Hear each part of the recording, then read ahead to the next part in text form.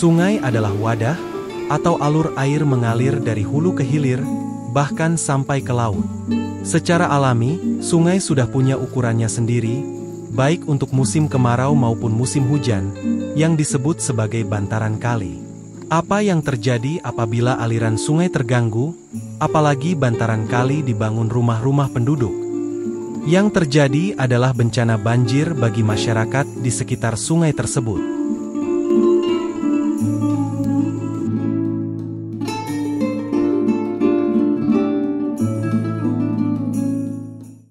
Baru-baru ini, kita semua dikejutkan oleh banjir besar di Bekasi, akibat luapan air sungai. Puluhan ribu warga mengungsi dan 8 dari 12 kecamatan Bekasi terkena banjir. Banyak informasi dan pendapat di media, namun tak ada satupun yang memastikan penyebab banjir, apalagi memberi solusi agar tidak banjir lagi. Untungnya ada seorang gubernur Jawa Barat Kang Deddy Mulyadi yang berani bertindak. Langsung cek ke hulu dan berusaha menormalisasi kali di wilayah terdampak banjir. Sekarang mari kita lihat penyebab banjir Bekasi secara lebih objektif dan lebih terperinci. Setelah banjir Bekasi terjadi, kemanakah air itu pergi sehingga bisa surut? Jawabannya pasti pergi ke laut lewat kali. Kalau demikian kita bisa berasumsi bahwa banjir terjadi karena ada sesuatu yang menghalangi air di kali untuk pergi ke laut.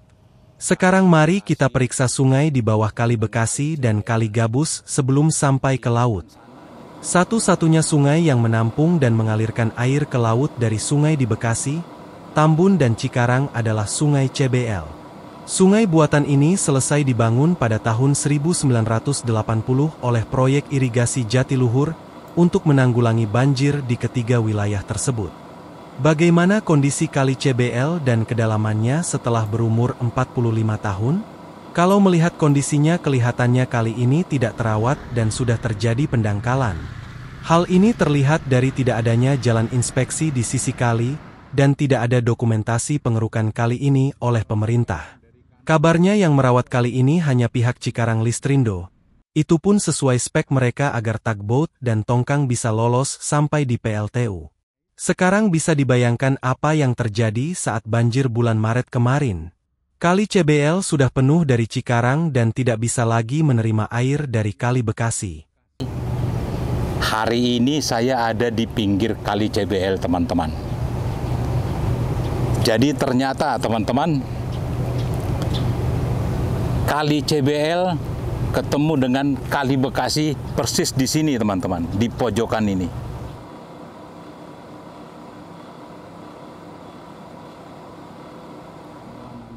Kali CBL dengan Kali Bekasi, teman-teman. Kalau melihat kondisi Kali CBL dari pengamatan saya, teman-teman, Kali CBL sangat vital fungsinya, teman-teman. Ini berarti semua kali yang datang dari arah Bekasi dan kali dari Cikarang semua gabung di Kali CBL. Pertanyaannya adalah, kalau fungsi Kali CBL sangat vital, lantas siapa yang bertanggung jawab untuk merawat Kali CBL? Apakah proyek irigasi Jatiluhur? Atau Pemkab Bekasi? Atau Provinsi Jawa Barat? Atau pemerintah pusat? Jangan-jangan tidak pernah ada yang mengusulkan anggaran untuk merawat Kali CBL. Dari pengamatan saya sementara, untuk keadaan normal, Bekasi tidak ada masalah.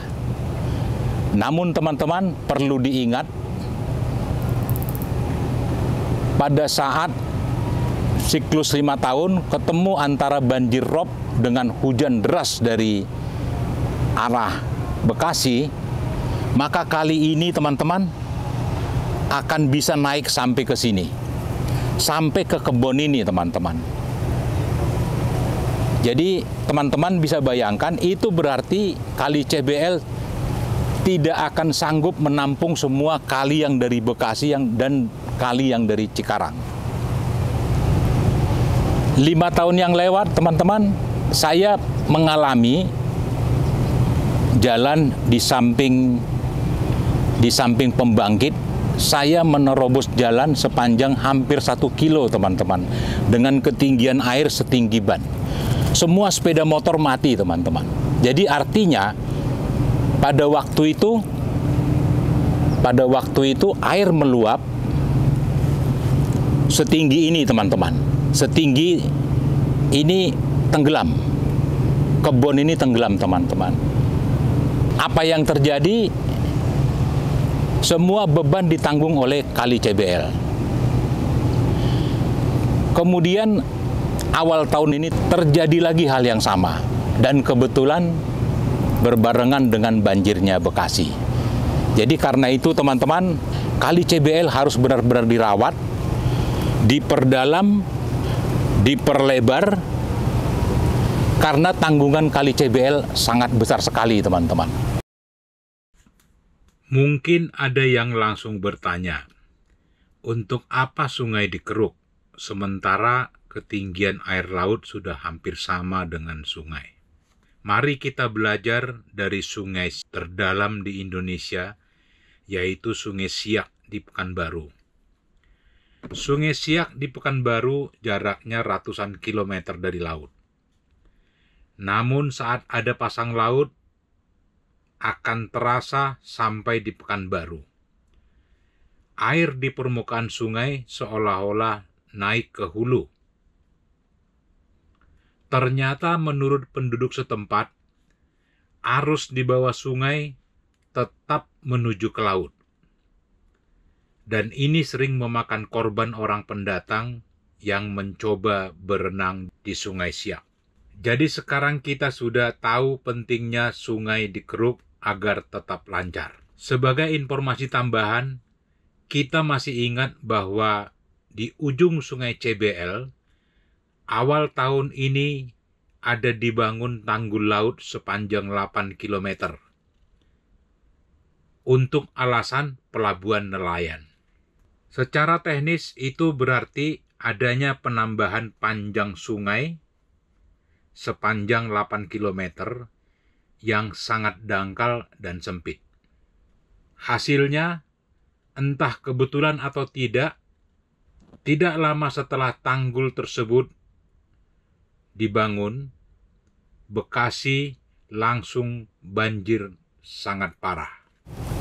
Baiklah, teman-teman, sampai ketemu di video berikutnya. Dah.